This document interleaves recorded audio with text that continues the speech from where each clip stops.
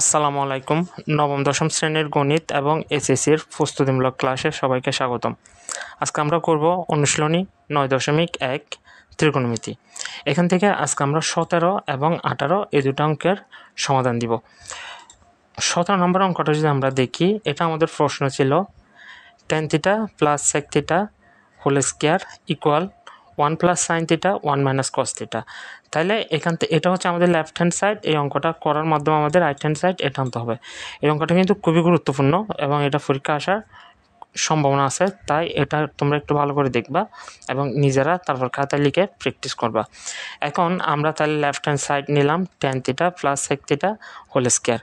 এখন এটাকে আমরা সূত্র করব। সূত্র করার আগে তোমরা মাথায় রাখবা তোমাদের কি আনতে হবে।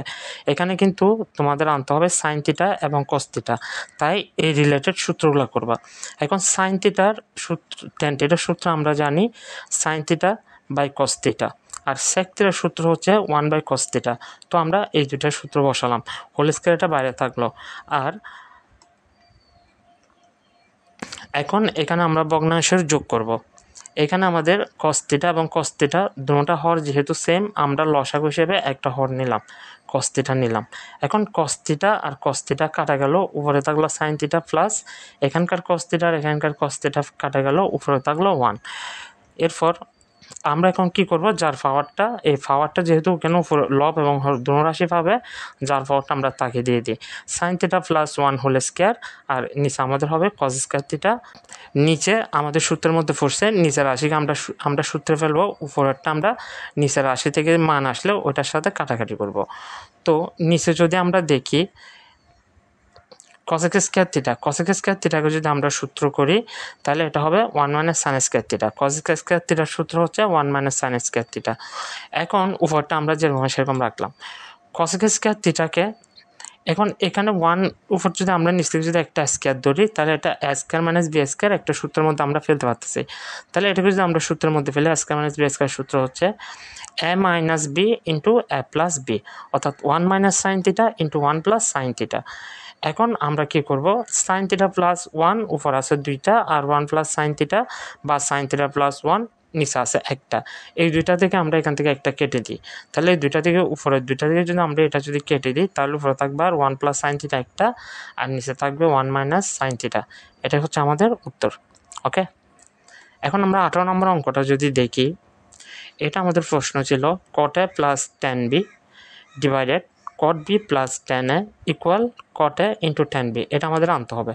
তো আমরা লেফট হ্যান্ড সাইড এটা নিলাম। এখন আমরা দেখি আমাদের কি আনতে হবে। এখানে আমাদের আনতে হবে cot a into tan b। তো উপরে আমাদের cot a আর tan b কিন্তু প্লাস হলেও এটা অলরেডি দেওয়া আছে, তো এটাও যেহেতু আমাদের আনতে হবে, তাহলে আমরা উপরটাকে কোনো পরিবর্তন করব না, আমরা মূলত নিচের এই দুটাকে সূত্রের মধ্যে ফেলাবো। এখন cot a plus tan b উপরটা আমরা রেখে দিলাম, আর নিচের cot b সূত্র হচ্ছে আমাদের 1 বাই tan b সূত্র করলাম, আর tan a সূত্র হচ্ছে আমাদের 1 বাই cot a, এটাকে সূত্র করলাম। এখন নিচে আমরা কি করব, নিচে আমরা ভগ্নাংশের যোগ করব।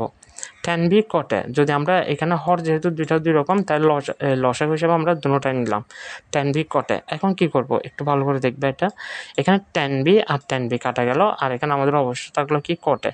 cot a গিয়ে 1 এর সাথে গুণ হয়ে cot a প্লাস এখানে আমাদের এই cot a এবং এই cot a কাটা গেল, তাহলে আমাদের থাকবে tan b যদি আমরা 1 এর সাথে গুণ দিই তাহলে হচ্ছে কত, tan b। ওকে, এখন আমরা এখানে এটা হচ্ছে আমাদের একটা ভগ্নাংশ, মানে একটা রাশি, এটা হচ্ছে আমাদের একটা রাশি। এরকম দুইটা রাশি যদি আমাদের উপর নিচে থাকে, আমাদের অঙ্কের নিয়ম হচ্ছে আমরা প্রথম রাশিটা লিখবো, তারপর গুণ চিহ্ন দিয়ে পরের রাশিটাকে উল্টাই দিব, মানে চেঞ্জ করে দিব, অর্থাৎ উপরটা নিচে চলে যাবে, নিচেরটা উপরে চলে যাবে। তাহলে আমাদের cot a plus tan b এটা নিচে গেল, আর tan b into cot a এটা উপরে থাকলো। এখন আমাদের এই রাশি আর এই রাশি, এই দুইটা রাশি কাটে গেল, আর আমাদের থাকবে cot a into tan b। এটা হচ্ছে আমাদের রাইট হ্যান্ড সাইড এবং উত্তর। ওকে।